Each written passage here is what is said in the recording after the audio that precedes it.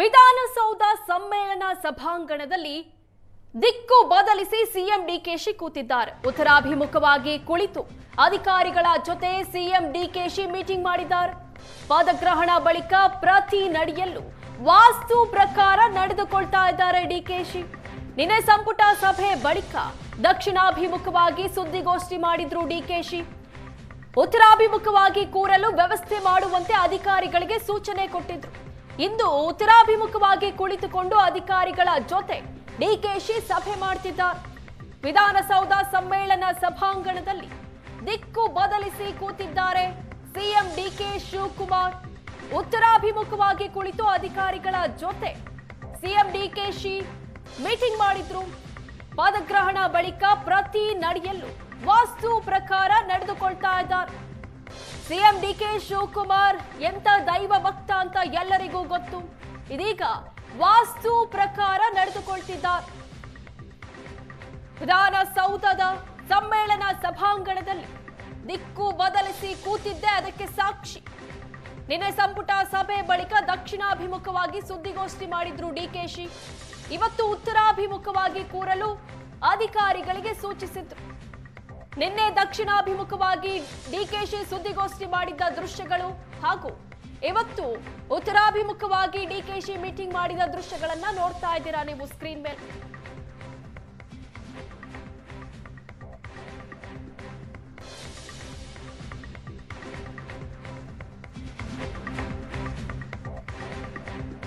ಅಧಿಕಾರಿಗಳ ಜೊತೆ ಮೊದಲ ಸಭೆ ಬಳಿಕ ಸಿಎಂ ಡಿಕೆ ಶಿವಕುಮಾರ್ ಸುದ್ದಿಗೋಷ್ಠಿ ಮಾಡ್ತಾ ಇದ್ದಾರೆ. ಮೀಟಿಂಗ್ ಆಗಿತ್ತು. ಆ ಮೀಟಿಂಗ್ ಬಳಿಕ ಪ್ರೆಸ್ ಮೀಟ್ ಮಾಡ್ತಾ ಇದ್ದಾರೆ ಸಿಎಂ ಡಿಕೆ ಶಿವಕುಮಾರ್. ಇವತ್ತಿಂದ ನಮ್ಮ ಕೆಲಸ ಪ್ರಾರಂಭವನ್ನು ಮಾಡಿದ್ದೇವೆ.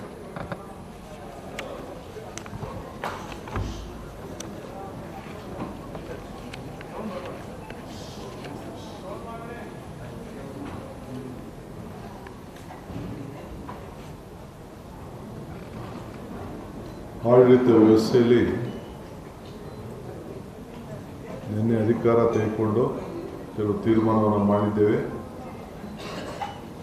ರಾಜ್ಯದ ಎಲ್ಲ ಹಿರಿಯ ಅಧಿಕಾರಿಗಳನ್ನು ಕರೆಸಿ ಹೊಸ ಸರ್ಕಾರ ಯಾವ ದಿಕ್ಕಿನಲ್ಲಿ ಆಲೋಚನೆಯನ್ನು ಮಾಡ್ತೇವೆ ಅಂಥೇಳಿ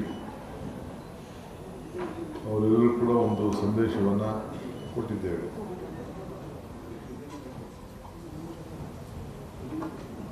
ಮೊದಲನೇ ದಿನ ನಾವು ಅವರಿಂದ ಏನು ನಿರೀಕ್ಷೆ ಮಾಡಿದ್ದೇವೆ, ನಮ್ಮಿಂದ ಏನು ನೀವು ನಿರೀಕ್ಷೆ ಮಾಡ್ತೀರಿ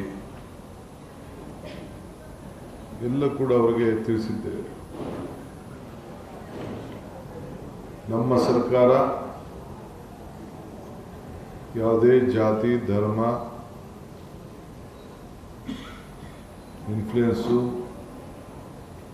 ಕೂಡ ಮಣಿಯೋದಿಲ್ಲ. ಯಾವ ಪ್ರೆಷರ್ ಕೂಡ ಯಾರು ಇದಕ್ಕೆ ಭಾಗಿಯಾಗಬೇಡಿ. ಸೊ ನಾವು ಟ್ರಾನ್ಸ್ಪರೆಂಟಾಗಿ ಟ್ರಾನ್ಸ್ಪರೆನ್ಸಿ ಗಮನದಲ್ಲಿ ಇಟ್ಕೊಂಡು ಯಾವ ಅಧಿಕಾರಿ ಉತ್ತಮವಾಗಿ ಜನರ ಭಾವನೆ ಮೇಲೆ ಆಡಳಿತದಲ್ಲಿ ಜನರ ಸಮಸ್ಯೆಯನ್ನು ಬಗೆಹರಿಸೋ ಪಾಸಿಟಿವ್ ಅಪ್ರೋಚ್ ಯಾವಾಗಲೂ ಕೂಡ ಇಟ್ಕೊಂಡು ನೀವು ಕೆಲಸ ಮಾಡಬೇಕು ಅಂತೇಳಿ ಒಂದು ಸಂದೇಶವನ್ನು ಕೊಟ್ಟಿದ್ದೇನೆ. 15 ದಿನದಲ್ಲಿ ನಿಮ್ಮೆಲ್ಲ ಇಲಾಖೆಯಲ್ಲೂ ಕೂಡ ಒಂದು ಆ್ಯಕ್ಷನ್ ಪ್ಲ್ಯಾನನ್ನು ಡಿಪಾರ್ಟ್ಮೆಂಟವರು ಸಿದ್ಧಪಡಿಸಬೇಕು ಅಂತೇಳಿ ತಿಳಿಸಿದ್ದೇನೆ. ಎಲ್ಲರೂ ಕೂಡ ಅಕೌಂಟಬಲ್ ಆಗಿರಬೇಕು. ಈ ದೇಶದಲ್ಲಿ ವಿದ್ಯಾವಂತಿಂದವರು ನಡೀತದೆ, ಬುದ್ಧಿವಂತಿಂದವರು ನಡೀತದೆ, ಆದರೆ ಪ್ರಜ್ಞಾವಂತಿಕೆ ಬೇಕು ಅನ್ನೋದು ಹಿರಿಯರು ಹೇಳ್ತಾರೆ. ನಿಮಗೆ ಬೇಸಿಕ್ ಕಾಮನ್ ಸೆನ್ಸ್ ಬೇಕು. For every problem there is a solution. Positive attitude, positive approach ಇದು ಇರಬೇಕು ಅಂತ ಹೇಳಿದೆ. ನನಗೆ ಹಿಸ್ಟ್ರಿ ರೀಡ್ ಮಾಡೋಕ್ಕಾಗಲಿ, ಹಿಸ್ಟ್ರಿ ರೈಟ್ ಮಾಡೋಕ್ಕಾಗಲಿ, ಬರೆಯೋಕ್ಕಾಗಲಿ, ಹಿಸ್ಟ್ರಿ ಓದೋಕ್ಕಾಗಲಿ, ಹಿಸ್ಟ್ರಿನ ಬರೆಯೋಕ್ಕಾಗಲಿ ಇಷ್ಟ ಇಲ್ಲ. ಹಿಸ್ಟ್ರಿ ನಿರ್ಮಾಣ ಮಾಡಬೇಕು. ಏನಾದರೂ ಸಾಕ್ಷಿಗುಡ್ಡೆಗಳನ್ನ ಬಿಟ್ಟು ಹೋಗಬೇಕು. ಯಾವಾಗ ನಮಗೆಲ್ಲೆಲ್ಲ ಅವಕಾಶಗಳು ಸಿಕ್ಕಿದೆ ಆ ಕೆಲಸವನ್ನು ಮಾಡ್ಕೊಂಡು ಬಂದಿದ್ದೇವೆ. ಈ ಸರ್ಕಾರ ಕೂಡ ಇದನ್ನು ಆಲೋಚನೆ ಮಾಡ್ತದೆ. ಸೊ ಎಲ್ಲರೂ ಕೂಡ ನೀವೆಲ್ಲ ಅಕೌಂಟಬಲ್ ಇದ್ದೀರಿ. ಕೊನೆಗೆ ನಿಮ್ಮ ಆತ್ಮಸಾಕ್ಷಿಗೆ ನೀವು ಕೆಲಸ ಮಾಡಬೇಕು ಅಂತೇಳಿ ಸಂದೇಶವನ್ನು ಕೊಟ್ಟಿದ್ದೇನೆ. ಔಟ್ ಆಫ್ ದಿ ವೇ ಯಾವ ಒತ್ತಡಕ್ಕೂ ಕೂಡ ಮಣಿಬಾರದು. ನಮ್ಮ ಮಂತ್ರಿಗಳು ಇಲ್ಲ ಯಾರೇ ಶಾಸಕರು ಯಾರೇ ಆಗಲಿ, ನನ್ನ ಆಫೀಸ್ ಇರ್ಬೋದು, ಯಾರ ಮಾತು ನೀವು ಕೇಳಬಾರ್ದು. You should work within the system of law, positive approach. Where there is problem, find out a solution within the system. So system ಬಿಟ್ಟು ಏನು ಕೂಡ ಆಗಬಾರ್ದು. ಆ ನಿಟ್ಟಿನಲ್ಲಿ ಅವರಿಗೆಲ್ಲ ಮಾರ್ಗದರ್ಶನವನ್ನು ಕೊಟ್ಟಿದ್ದೇವೆ. ಪ್ರತಿ ಜಿಲ್ಲಾ ಸೆಕ್ರೆಟರಿಗಳು ಕಂಪಲ್ಸರಿ ಹೋಗಿ ನೀವು ಡಿಸ್ಟಿಕ್ ಹೋಗಿ ಸುಮ್ಮನೆ ಲೆಕ್ಕಕ್ಕೆ ಬರೋದಲ್ಲ. ಆ ಡಿಸ್ಟಿಕ್ಕಲ್ಲಿ ಎಷ್ಟು ತಾಲೂಕುಗಳಿದೆ ಆ ತಾಲೂಕಿಗೂ ಹೋಗಿ ಅಲ್ಲೂ ಕೂಡ ರಿವ್ಯೂ ಮಾಡೋಂಥ ಒಂದು ವಿಚಾರಧಾರೆಗಳನ್ನು ತಾವಿಟ್ಕೋಬೇಕು. ಆ ತಾಲೂಕಲ್ಲೂ ಕೂಡ ಈಗ SIR ನಡೀತಾ ಇದೆ. ಈ ರಾಜ್ಯದಲ್ಲಿರೋಂಥ ಮತದಾನದ ಹಕ್ಕನ್ನು ಯಾರೂ ಕೂಡ ಕಳ್ಕೋಬಾರದು. SIRಲ್ಲಿ ಎನ್ರೋಲ್ ಮಾಡ್ಕೊಳ್ಳಿಲ್ಲ ಅಂದರೆ ಅವನಿಗೆ ಎಲ್ಲ ಥರದ ಬೆನಿಫಿಟ್ಟು ಕೂಡ ಕಳ್ಕೊಳ್ತಾರೆ. ಪಾಪ ಅವ್ರು ನಮ್ದು ಓಟ್ ಇದೆ, ಎಲ್ಲೋ ಹೋಯ್ತದೆ, ಯಾರೋ ಮ್ಯಾಪಿಂಗ್ ಆಗಿದೆ ಅಂತ ಹೇಳಿದ್ರು, ಇವೆಲ್ಲ ಕೂಡ ತಪ್ಪುದಾರಿಗೆ ಇಳಿತಾರೆ. ಯಾರು ಮತದಾರನ ಇಟ್ಕೊಂಡಿದ್ದಾನೆ, including the chief minister, including the deputy CM, ಅವರ ಏನು BLAಗಳು ಒಂದು ಎನ್ಯುಮರೇಷನ್ ಫಾರ್ಮ್ ಕೊಡ್ತಾರೆ, ಆ ಫಾರಮನ್ನು ಕಂಪಲ್ಸರಿ ಎಂಟ್ರಿ ಮಾಡಿ ಸಿಗ್ನೇಚರ್ ಮಾಡಿ ಅವ್ರದ್ದೇನು ಗುರ್ತನ್ನು ಇಟ್ಟು ಅವರು ವಾಪಸ್ಸು ಕೊಡಬೇಕು. ಇಲ್ಲ ಅಂದರೆ ಈ ಲೂಸಸ್ ಇಸ್ ವೋಟಿಂಗ್ ರೈಟ್. ಇದನ್ನು ಎಲ್ಲ ಮತದಾರರಿಗೆ ನೀವು ಜಾಗೃತಿ ಮೂಡುವಂಥ ಕೆಲಸ ಮಾಡಬೇಕು. ಸೊ ನೀವು ಇದಕ್ಕೆ ಏನೇನು ಬೇಕೋ ಸಿದ್ಧತೆಗಳನ್ನು ಮಾಡ್ಕೊಳ್ಬೇಕು ಅಂಥೇಳಿ ನಾನು ಹೇಳಿದ್ದೇನೆ. ಸೊ ಆಲ್ ಪೊಲಿಟಿಕಲ್ ಪಾರ್ಟೀಸ್ ಅವರು ಯಾವ ರೀತಿ ಅವ್ರಿಗೆ ಅವಕಾಶಗಳಿದೆ ಅವರು ಕೂಡ ಅದಕ್ಕೆಲ್ಲ ಬೇಕಾದ್ರೆ ಅವರ ಜನರಿಗೆ ಸಹಾಯ ಮಾಡುವಂಥ ಕೆಲಸ, ಮತದಾನದ ಹಕ್ಕನ್ನು ಉಳಿಸ್ಕೊಳ್ಳಿಕ್ಕೆ ಮಾಡಲಿ. ಇದು ನಿಮ್ಮ ಜಿಲ್ಲಾ ಅಧಿಕಾರಿಗಳ ಜೊತೆಯಲ್ಲಿ ಮತ್ತು ತಹಶೀಲ್ದಾರ್ಗಳ ಜೊತೆಯಲ್ಲಿ ಮತ್ತು ಯಾರ್ಯಾರು ಕೆಳಗಡೆ ಲೆವೆಲ್ ಅಧಿಕಾರಿಗಳಿದ್ದಾರೆ ಅವರಿಗೆ ಮಾರ್ಗದರ್ಶನ ಕೊಟ್ಕೊಂಡು ಇದನ್ನು ಹೋಗಬೇಕು. ಯಾಕೆಂದರೆ ಒಂದು ಸತಿ ಅವನ ಅಪೀಲು ಹೋಯ್ತು ಅಂದರೆ, ಏನಾರು ಅಪೀಲ್ಗೆ ಹಾಕಿದರೆ ಅಪೀಲಲ್ಲಿ ಎಷ್ಟು ಕನ್ಸಿಡರ್ ಆಗಿದೆ, ಎಷ್ಟು ಕನ್ಸಿಡರ್ ಆಗಿಲ್ಲ ಅಂಥೇಳಿ ತಾವೆಲ್ಲ ಬೇರೆ ಬೇರೆ ರಾಜ್ಯದ ರಿಪೋರ್ಟ್ಸ್ ಎಲ್ಲ ತಿಳ್ಕೊಂಡಿದ್ದೀರಿ ನೀವು. ಇದರಲ್ಲಿ ಕೇರಳ ಒಂದು ಬಿಟ್ಟರೆ 90 ಲಕ್ಷ 91 ಲಕ್ಷ, ಕೆಲವು ಕಡೆ 60 ಲಕ್ಷ ಎಲ್ಲ ರಾಜ್ಯಗಳಲ್ಲಿ ಮತದಾನ ಹಕ್ಕನ್ನು ಕಳ್ಕೊಂಡಿದ್ದಾರೆ.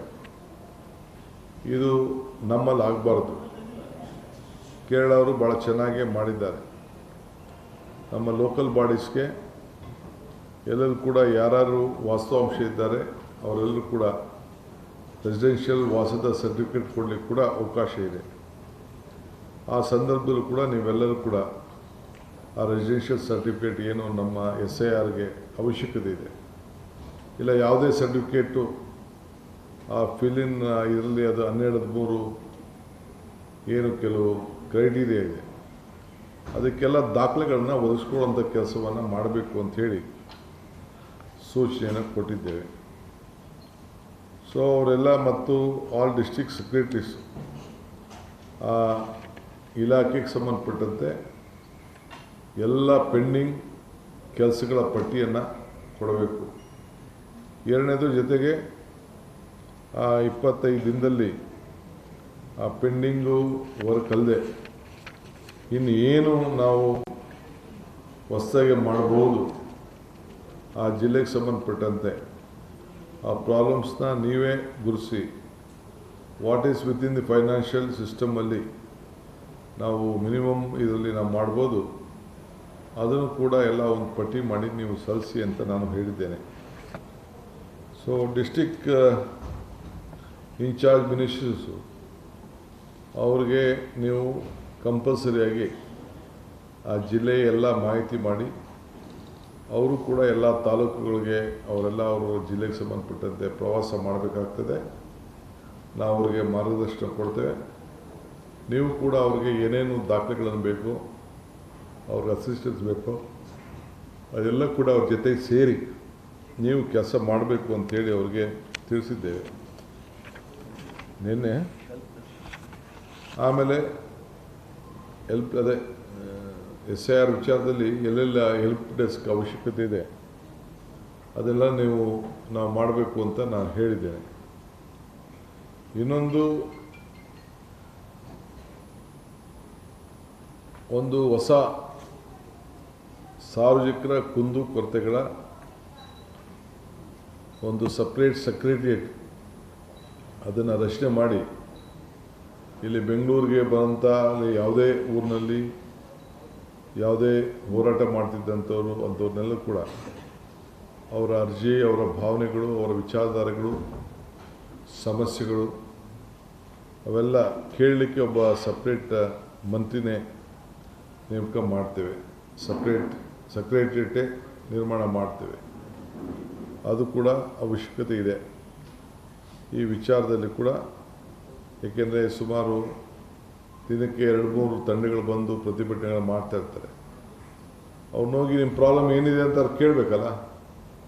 ಎಷ್ಟು ಲೀಗಲ್ ಆಗಿದೆಯೋ ಇಲ್ಲೀಗಲ್ ಆಗಿದೆಯೋ ಅವ್ರು ಕೇಳೋದ್ರಲ್ಲಿ ಒಂದು ವಾಸ್ತವಾಂಶ ಸರಿ ಇದೆಯೋ ಇಲ್ಲೋ ಅನ್ನೋದು ಕೂಡ ತಿಳ್ಕೊಂಡು ಅವ್ರಿಗೆ ಸ್ಪಂದಿಸಲಿಕ್ಕೆ ಅವ್ರದ್ದೆಲ್ಲ ಪಟ್ಟಿ ಮಾಡಿಕೊಂಡು ಅವ್ರದ್ದು ಯಾರು ಒಂದು 3-4 ಜನ ವಾರಕ್ಕೆ 2 ದಿನ 3 ದಿನ ಸಪ್ರೇಟಾಗಿ ಭೇಟಿ ಮಾಡಿ ಅವರ ಸಮಸ್ಯೆಗಳನ್ನು ಕೇಳಬೇಕು ಅಂಥೇಳಿ ಅದಕ್ಕೊಂದು ಸಪ್ರೇಟ್ ಸೆಕ್ರೆಟರಿಯೇಟ್ ಮಾಡಬೇಕು ಅಂತೇಳಿ ತೀರ್ಮಾನವನ್ನು ಮಾಡಿದ್ದೇವೆ. ನಿನ್ನೆ ಏನು ನಾವು ಇಂಪ್ಲಿಮೆಂಟ್ 5-6 ವಿಚಾರ ಹೇಳಿದೋ ಅದಕ್ಕಾಗಲೇ ನಾನು ಒಂದು ಸಪ್ರೇಟ್ ಅವರ ರಿಪೋರ್ಟ್ ಕೇಳಿದ್ದೇನೆ. ಅವೆಲ್ಲ ಕೂಡ ಕಾರ್ಯರೂಪ ಆಗಲಿಕ್ಕೆ ಈಗ ಶುರುವಾಗಬೇಕು. ಸೊ ಅದಕ್ಕೆ ಮಾರ್ಗದರ್ಶನವನ್ನು ಕೊಟ್ಟಿದ್ದೇನೆ. ಅವರೆಲ್ಲ ಏನೇನು ನಾವು ಮಾಡಿದ್ದೀವಿ ಅಂತೇಳಿ ನಾವು ಮಾರ್ಗದರ್ಶನವನ್ನೆಲ್ಲ ಕೊಟ್ಟಿದ್ದೇವೆ. ಇನ್ನು ಮುಖ್ಯವಾಗಿ ಈ CSR ಸುಮಾರು 8,000 ಕೋಟಿ ರೂಪಾಯಿ ಇದೆ. ಅವರು ಯಾರ್ಯಾರು ಎಲ್ಲೆಲ್ಲಿಗೆ ಖರ್ಚು ಮಾಡ್ತಾಯಿದ್ದಾರೆ ಅಂತ ಗೊತ್ತಿಲ್ಲ. ಸೊ ನಮ್ಮ ಕೇಂದ್ರ ಸರ್ಕಾರದಲ್ಲಿ ಅವಕಾಶ ನಾವು ಮಾಡಿಕೊಟ್ಟು ಮನಮೋಹನ್ ಸಿಂಗ್ ಅವರು ಇದ್ದಾಗ, ಪ್ರಣಬ್ ಮುಖರ್ಜಿ ಪ್ರೈಮ್ ಮಿನಿಸ್ಟರ್ ಇದ್ದಾಗ ಅವ್ರದ್ದು ಎಲ್ಲಿದೆ, ಎಲ್ಲಿ CSR ಬಳಕೆ ಆಗ್ತಾಯಿದೆ ನಮ್ಮ ರಾಜ್ಯದಲ್ಲಿ ಅಂಥೇಳಿ ಮಾಹಿತಿನ ಸರ್ಕಾರದಲ್ಲಿ ಇಡಬೇಕಾಗ್ತದೆ. ಅವ್ರಿಗೇನು ಚೌಕಟ್ಟಿನ ಕೆಲಸ ಮಾಡ್ತಾಯಿದ್ದಾರಾ, ಇಲ್ಲ ಯಾವುದಾರ NGOs ಕೊಟ್ಬಿಟ್ಟು ವಾಪಸ್ ಒಂದಷ್ಟು ದುಡ್ಡು ಇಸ್ಕೊತಾ ಇದ್ದಾರಾ, ಅವ್ರು ಯಾವ ರೀತಿ ಯೂಸ್ ಮಾಡ್ತಾಯಿದ್ದಾರೆ, ಇವೆಲ್ಲ ಕೂಡ ಒಂದು ದಾಖಲೆಗಳನ್ನು ನಾವು ಕಲೆಕ್ಟ್ ಮಾಡಿಕೊಂಡು ವೇರ್ ದಟ್ CSR. ಯಾಕೆಂದರೆ ನಮ್ಮ ದಾಖಲೆ ಪ್ರಕಾರ 8,000 ಕೋಟಿ ರೂಪಾಯಿ CSR ಫಂಡು ಕರ್ನಾಟಕದಲ್ಲೇ ಇದು ಖರ್ಚಾಗಬೇಕಾಗಿದೆ. ಈ ಹಿನ್ನೆಲೆಯಲ್ಲಿ ಎಲ್ಲಿಗೆ ಹೋಗ್ತಾ ಇದೆ, ಏನು ಮಾಡ್ತಾ ಇದೆ ಅಂಥೇಳಿ ನಾವೀಗಾಗಲೇ ಪ್ರತಿಯೊಂದಕ್ಕೂ ಕೂಡ 3 ಪಂಚಾಯತಿಗೆ ನಾವು ಒಂದೊಂದು ಶಾಲೆ ಮಾಡ್ತೇವೆ ಅಂಥೇಳಿ ನಾವು ಮಾತು ಕೊಟ್ಟಿದ್ದೇವೆ. ಸೊ ಅದಕ್ಕೆ ಅವರು ಆ ಐಡೆಂಟಿಫಿಕೇಷನ್ ಮಾಡಬೇಕು, ಜಾಗಗಳನ್ನೆಲ್ಲ ಗುರುತಿಸ್ಬೇಕು. ಅವರು ಎಲ್ಲೆಲ್ಲಿ ಏನೇನು ಅಂತೇಳಿ ಜಾಗಗಳನ್ನು ಗುರುತಿಸಿ ಈಗ ಅದಕ್ಕೆ ಹೊಸ ನಮ್ಮ ಪಾಲಿಸಿ ಏನು ಈಗ ಬಿಡುಗಡೆ ಆಗ್ತದೆ. ಈಗಾಗಲೇ ಕ್ಯಾಬಿನೆಟಲ್ಲಿ ಪಾಸಾಗಿದೆ.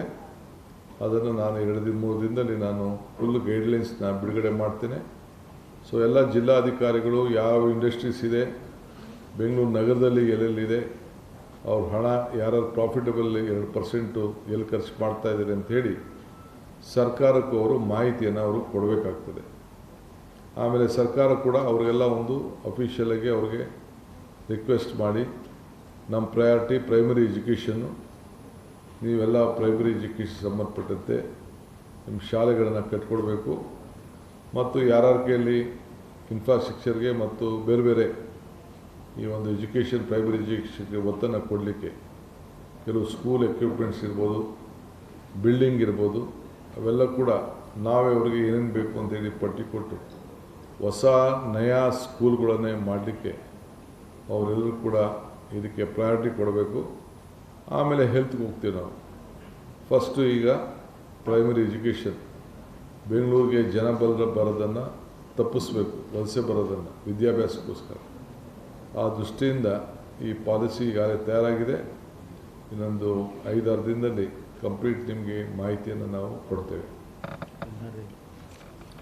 ಆಮೇಲೆ ಒಂದು NRI ಭಾಳ ಜನ, ನಾನು ಹಿಂದೆ ಮಾತು ಕೊಟ್ಟಿದ್ದೆ, ನಮ್ಮ ಮ್ಯಾನಿಫೆಸ್ಟೋಲ್ಲೂ ಹೇಳಿದ್ದು, ಒಂದು NRI ಸಪ್ರೇಟ್ ಸೆಕ್ರೆಟ್ರಿಯೇಟ್. ಏಕೆಂದರೆ ಭಾಳ ಜನ ಇನ್ವೆಸ್ಟರ್ಸು ಬಂದು ನಮ್ಮ ಕರ್ನಾಟಕದಲ್ಲಿ ನೋಡ್ತಾರೆ. ಅದಕ್ಕೆ ಒಂದು ಸಪ್ರೇಟ್ NRI ಸೆಕ್ರೆಟ್ರಿಯೇಟ್ನ ಮಾಡಿ, ಸೊ ಯಾರೇ ಬರಲಿ NRI ಅವ್ರಿಗೆ ಏನೇನು ಫೆಸಿಲಿಟಿ ಮಾಡಿಕೊಡ್ಬೋದು, ಏನೇನು ಸಹಾಯ ಮಾಡ್ಬೋದು ಇರೋಂಥ ಸಿಸ್ಟಮ್ನಲ್ಲಿ. ಇನ್ನು ಅವ್ರಿಗೆ ಸಪ್ರೇಟಾಗಿ ಈಗ ಅವರು ಬಂದಂಥವ್ರು ಇನ್ವೆಸ್ಟ್ ಮಾಡಲಿಕ್ಕೆ ಅದಕ್ಕೆಲ್ಲ ಕೂಡ ಸಿದ್ಧತೆ ಮಾಡಿಕೊಳ್ಳಿಕ್ಕೆ NRI ಸೆಕ್ರೆಟ್ ಮಾಡಲಿಕ್ಕೆ ಅದಕ್ಕೆ ಏನೇನು ಕಾನೂನು ಚೌಕಟ್ಟಿನಲ್ಲಿ ವ್ಯವಸ್ಥೆ ಮಾಡಬೇಕು ಅದನ್ನು ರೆಡಿ ಮಾಡ್ಕೊಳ್ಳಿ ಅಂತ ನಾನು ಹೇಳಿದ್ದೇನೆ. ಸೊ ಅದು ಕೂಡ ಅವರೊಂದು ಪ್ರಪೋಸಲ್ನ ನಮ್ಮ ಅಧಿಕಾರಿಗಳೆಲ್ಲ ಕೂಡ ಸದ್ಯದಲ್ಲೇ ಕೊಡ್ತಾ ಇದ್ದಾರೆ. ಸೊ ಈ ಕೆಲವು ಮೇಜರ್ ಡಿಸಿಷನ್ ತೊಗೊಂಡು ಅವ್ರಿಗೆ ಆಡಳಿತದಲ್ಲಿ ಯಾರು ಕೂಡ ನಮ್ಮ ಮಂತ್ರಿಗಳು ಆಗಲಿ, ಶಾಸಕರಾಗಲಿ, ಇಲ್ಲ ನಮ್ಮ ಸ್ಟಾಫ್ ಆಗಲಿ, ಮತ್ತೆ ಹೇಳ್ತಾ ಇದ್ದೀನಿ ನಾನು, ಯಾವ ಪ್ರೆಷರ್ಗೂ ನೀವು ಹೀಳಾಗಬಾರ್ದು. ಕಾನೂನು ಚೌಕಟ್ಟಿನಲ್ಲಿ ಇದ್ರೆ ಮಾತ್ರ ಮಾಡಬೇಕು. ಅದಕ್ಕೆ ಎಲ್ಲದಕ್ಕೂ ಕೂಡ ಸೊಲ್ಯೂಷನ್ ಇರ್ತದೆ. ಆ ನಿಟ್ಟಿನಲ್ಲಿ ಜನರ ಸೇವೆಯನ್ನು ಮಾಡಬೇಕು ಅಂಥೇಳಿ. ಏಕೆಂದರೆ ಯಾವ ಇದಕ್ಕೂ ನಮ್ಮ ಮಂತ್ರಿಗಳು ಕೆಲವೆಲ್ಲ ಹೊಸಬರು ಇರ್ಬೋದು, ಹಳಬರು ಇರ್ಬೋದು, ಯಾವುದೋ ಒತ್ತಡದ ಮೇಲೆ ಸೈನ್ ಹಾಕ್ಸೋಕ್ಕೆ ಪ್ರಯತ್ನ ಮಾಡ್ಬೋದು. ನೀವು ಯಾವ ಕಾರಣಕ್ಕೂ ಹೀಳಾಗಬಾರ್ದು ಔಟ್ ಆಫ್ ದಿ ಸಿಸ್ಟಮ್ ಅಂಥೇಳಿ.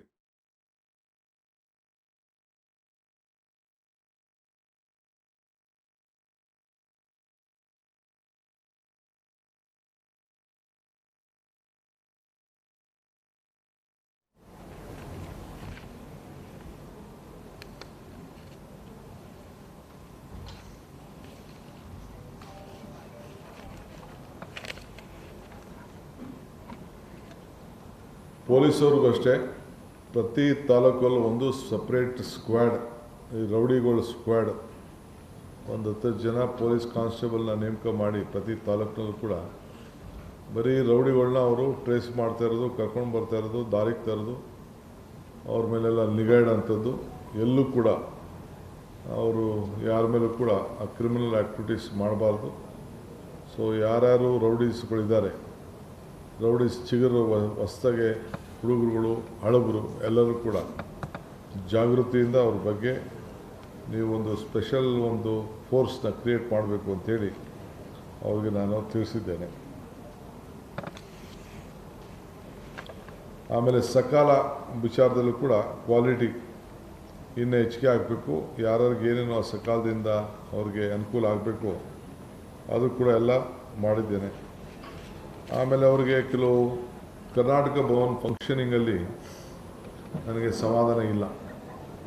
ಸೊ ಅದಕ್ಕೆ ನಾನು ಬೆಂಗಳೂರಿಗೆ ಹೋಗಿ, ಡೆಲ್ಲಿಗೆ ಹೋಗಿ ನಮ್ಮ ಕೆಲವು ಸೀನಿಯರ್ ಆಫೀಸರ್ಸ್ನ ಯಾರು ಡೆಲ್ಲಿಲಿ ಕೆಲಸ ಮಾಡ್ತಾಯಿದ್ದೆ ಅವ್ರನ್ನೆಲ್ಲ ಸಂಪರ್ಕ ಮಾಡ್ತೇನೆ, ಕರೆದು ಒಂದು ಮೀಟಿಂಗ್ ಮಾಡ್ತೇನೆ. ಅದಾದಮೇಲೆ ಯಾರು ರಿಟೈರ್ಡ್ ಆಗಿದ್ದಾರೆ ನಮ್ಮ ಆಫೀಸರ್ಸು ಅವ್ರನ್ನೂ ಕೂಡ ಸಪ್ರೇಟಾಗಿ ಮಾಡ್ತೇನೆ. ಮಾಡಿ ಅಲ್ಲಿ ಒಂದು ಸಪ್ರೇಟು ಕೆಲವು ಸೆಲ್ನ ರಚನೆ ಮಾಡಿ ನಮ್ಮ ರಾಜ್ಯಕ್ಕೆ ಏನೇನು ಹಣ ಬೇಕೋ, ಏನೇನು ಹೊಸ ಪ್ರೋಗ್ರಾಮ್ಸು ಬೇರೆ ಬೇರೆ ರಾಜ್ಯವರು ತೆಗೆದುಕೊಳ್ತಾ ಇದ್ದಾರೆ ಅದೆಲ್ಲ ಗಮನಿಸಿ ಪ್ರಾಜೆಕ್ಟ್ ರಿಪೋರ್ಟ್ ರೆಡಿ ಮಾಡಿ ನಾವು ಕೂಡ ಅವರಿಗೆ ಫೈಲ್ ಮಾಡಬೇಕು. ನಮ್ಮದು ಕೂಡ ರಿಕ್ವೆಸ್ಟನ್ನು ಕೇಂದ್ರ ಸರ್ಕಾರಕ್ಕೆ ಇಡಬೇಕು. ಅದಕ್ಕೆ ನಾವು ಸಿದ್ಧತೆಯನ್ನು ಮಾಡಿಕೊಳ್ಳಿ ಅಂತ ಹೇಳಿದ್ದೇನೆ. ನೆಕ್ಸ್ಟು ಡೆಲ್ಲಿಗೆ ಹೋದಾಗ ನಮ್ಮ ರಾಜ್ಯದವರೇ ಆದಂಥ ಸೆಂಟ್ರಲ್ ಗೌರ್ಮೆಂಟಲ್ಲಿ ಯಾರ್ಯಾರು ಆಫೀಸರ್ಸ್ ಕೆಲಸ ಮಾಡ್ತಾಯಿದ್ದಾರೆ ಅವ್ರಿಗೊಂದು ಮೀಟಿಂಗು, ಯಾರು ರಿಟೈರ್ಡ್ ಆಫೀಸರ್ಸ್ ಇದ್ದಾರೆ ಅವ್ರನ್ನೂ ಕೂಡ ಕರೆಸಿ ಅವರಿಂದ ನಮ್ಮ ರಾಜ್ಯದ ಸೇವೆಗೆ ಯಾವ ರೀತಿ ಮಾಡಲಿಕ್ಕೆ ಸಾಧ್ಯ ಇದೆಯೇ ಅನ್ನೋದನ್ನು ಅವ್ರ ಹತ್ರ ಚರ್ಚೆ ಮಾಡಿ ಕೆಲವು ತೀರ್ಮಾನಗಳನ್ನು ನೆಕ್ಸ್ಟ್ ಟೈಮ್ ಡೆಲ್ಲಿಗೆ ಹೋದಾಗ ನಾನು ತಿಳಿಸ್ತೇನೆ. ಅವ್ರನ್ನೆಲ್ಲ ಭೇಟಿ ಕೂಡ ನಾನು ಮಾಡ್ತೇನೆ.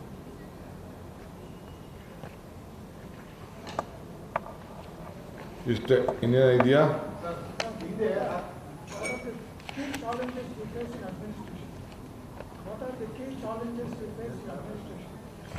Just we have started. I have given an opportunity to give them 15 days time to submit their report. Let me see.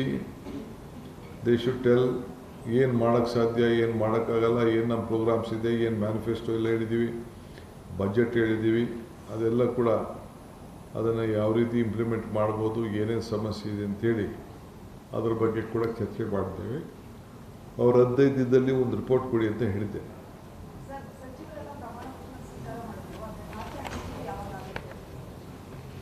ಹೊತ್ತು ಮುಳುಗೋದ್ರೊಳಗಡೆ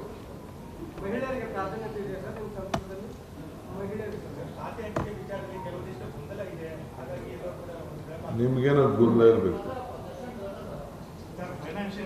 ಸರ್ ಇನ್ನೂ ಅನೌನ್ಸೇ ಆಗಿಲ್ಲ, ಎಲ್ಲಿ ಗೊಂದಲ?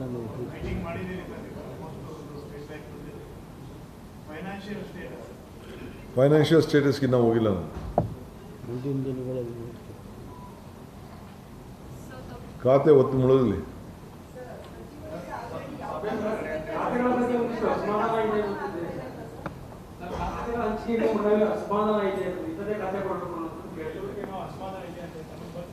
ನನ್ನ ಹತ್ರ ಯಾರು ಬರಲಿಲ್ಲ, ಯಾರು ಭೇಟಿ ಮಾಡಿಲ್ಲ.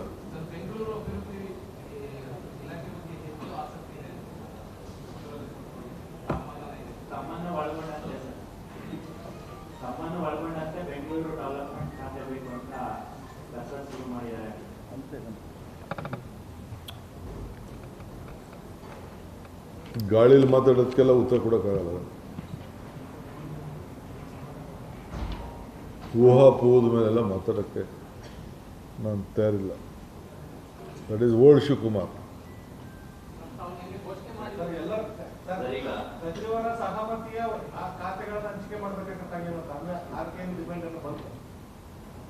ಪಕ್ಷ ತೀರ್ಮಾನ ಮಾಡ್ತದೆ. ಪಕ್ಷ ನನ್ನ ಮುಖ್ಯಮಂತ್ರಿ ಅಂತ ಹೇಳಿದೆ, ನಾನೇನು ಕೆಲಸ ಮಾಡಬೇಕು ಅಂತ ಹೇಳಿದೆ, ಅಷ್ಟು ಮಾಡ್ತೀನಿ ನಾನು. ಯಾರಿಗೆ ಏನೇನು ಕೆಲಸ ಹೇಳಿದೆ ಆ ಕೆಲಸ ಮಾಡ್ತಾರೆ. ಬಿಜೆಪಿ ಅವರು ಪ್ರಶ್ನೆ ಮಾಡಿದ್ರಿ, ಹೊಸದಾಗಿ ಘೋಷಣೆ ಮಾಡಿದಂತ ಯೋಜನೆಗೆ ಆರ್ಥಿಕ ಸಂಪನ್ಮೂಲ ಇಲ್ಲಿದೆ ಅಂತ ಘೋಷಣೆ ಮಾಡಿ ತಿಳಿಸಬೇಕು ಅಂತ ಹೇಳಿದ್ದಾರೆ. ಅಂತ ಆದೇಶವನ್ನು ಹೊರಡಿಸಬೇಕು ಅಂತ. ಖಂಡಿತ ಅವ್ರಿಗೆ ತಿಳಿಸದೆ ನಾವೇನು ಮಾಡಲ್ಲ. ಅವ್ರಿಗೂ ತಿಳಿಸ್ತೀವಿ, ನಿಮಗೂ ತಿಳಿಸ್ತೀವಿ.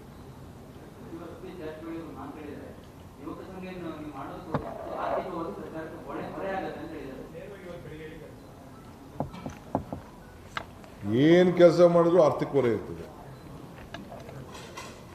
ಇಲ್ಲಿ ಪ್ರೆಸ್ ಕಾನ್ಫರೆನ್ಸ್ ಮಾಡಿದ್ರು ಕೂಡ ಕಾಫಿ ತಿಂಡಿ ಅದು ಆರ್ಥಿಕ ಹೊರೆ ಅಲ್ವಾ?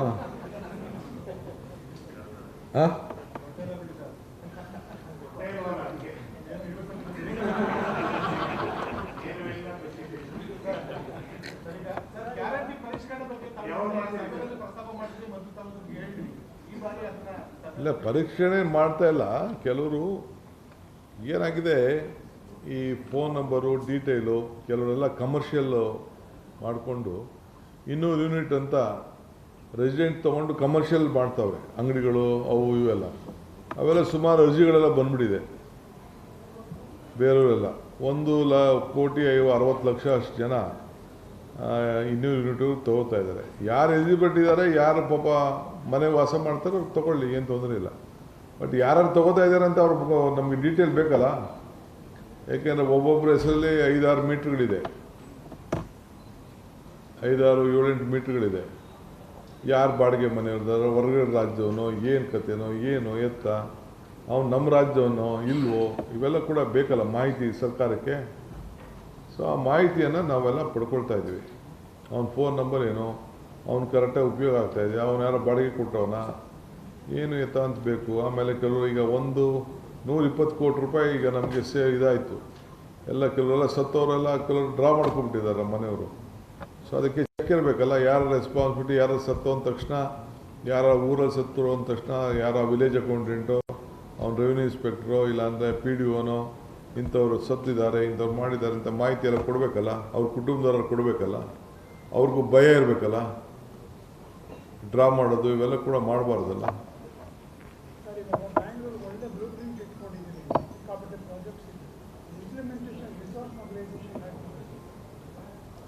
ಅದೆಲ್ಲ ಹಿಂದೆ ಕ್ಯಾಬಿನೆಟ್ ತೀರ್ಮಾನ ಆಗಿದೆ.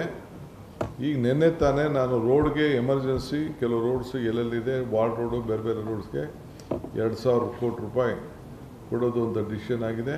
ಅವರೆಲ್ಲ ಈಗ ನಮ್ಮ ಹೊಸದಾಗಿ ಯಾರು ಬೆಂಗಳೂರು ನಗರಕ್ಕೆ ಮಂತ್ರಿ ಬರ್ತಾರೆ ಅವರು you will take it up the responsibility. So the BJP is already playing politics. It's just a day one of governance of DK Shivakumar. They're saying already in the cabinet there are no women ministers. They're talking about women reservation and how your cabinet is not serious about this. What do you have to respond? What do you wish to respond? Let them wait. There are a lot of vacancies. Last time also when we done there was no woman first time. No? We all are there. The driving which we are going to the government for a common man is not individual. How many schemes we are going to women? We have set a model in the entire country how to help the women. Thank you.